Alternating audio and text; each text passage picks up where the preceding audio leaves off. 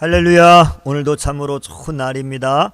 오늘 저는 갈라디아서 1장 11절에서 24절 말씀을 본문으로 택함 받은 복음의 일꾼이라고 하는 말씀을 전하고자 합니다. 이 시간 말씀을 듣는 모든 분들에게 하나님께서 은혜 주시기를 원합니다. 사도 바울이 전했던 이 복음은 죄인의 구원이 오직 예수 그리스도를 믿음으로만 가능하다는 것으로 이것이 복음의 핵심이었습니다. 하나님께서는 복음에만 예비하신 것이 아니라 복음을 위한 일꾼들을 창세 전에 이미 택정해 놓으셨습니다. 우리 모두는 하나님께로 부름을 받은 복음의 일꾼들입니다. 오늘도 하나님께서는 예정된 일꾼들을 통해서 예수 그리스도의 복음을 전하고 계시는 것이죠. 사도 바울이 갈라디아에게 전한 복음은 사람에게 배우거나 받은 것이 아닙니다. 그가 전한 복음은 오직 예수 그리스도의 계시를 통해서 사도에게 주어진 것으로 그는 복음의 일꾼으로 부름을 받기 전에 지독한 복음의 대적이었습니다. 그는 오직 유대교의 열심이었고요. 하나님의 교회를 심히 핍박하며 멸하기까지 했던 사람으로 유대교를 향한 열성이 같은 나이의 유대인 동료들보다 훨씬 더 지나쳤습니다. 바울에게 복음의 일꾼이 될 그런 가능성은 전혀 없었고요. 그 누구도 바울이 복음의 일꾼이 되리라고는 생각하지 못했습니다. 오히려 그는 교회를 잔멸시키는 데 앞장섰던 사람이었습니다. 하지만 예수 그리스도는 복음의 대적을 예수님의 일꾼으로 불러주셨습니다.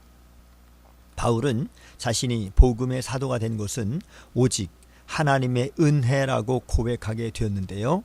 이처럼 복음의 일꾼이 될 자격은 인간의 공로에 있지 않는 것입니다. 바로 복음의 창시자이신 하나님께 있는 것이지요.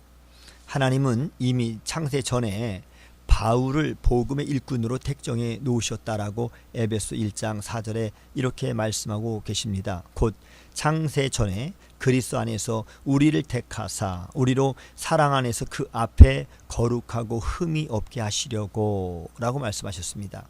하나님은 오늘도 복음의 일꾼을 부르시고 사명을 맡기십니다. 따라서 우리는 복음의 일꾼으로 복음을 위한 하나님의 부르심에 감사함으로 복음을 위해서 충성해야 하는 것입니다. 그렇다면 왜 하나님께서 복음의 일꾼들을 택정하셨을까요?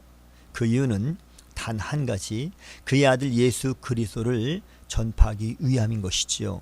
바울이 창세 전에 하나님께 택정받은 이유도 바로 복음 때문이었습니다.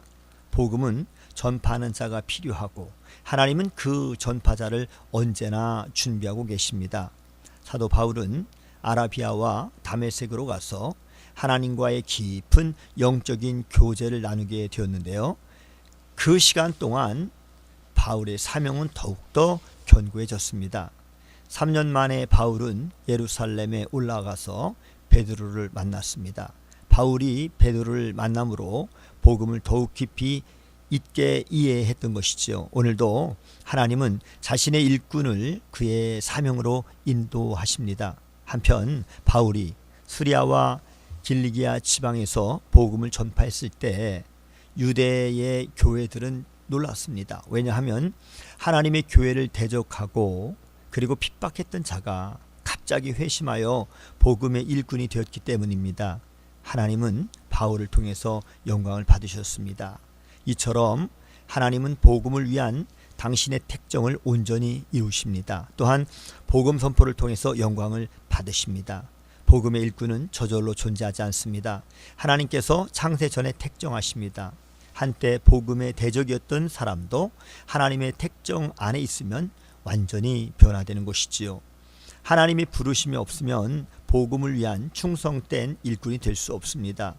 복음을 향한 우리의 열정이 하나님의 부르심을 증명하는 것이지요. 오늘도 복음을 향한 열정으로 하나님께 영광을 돌리시는 저와 여러분들이 다 되시기를 주님의 이름으로 축복합니다. 샬롬.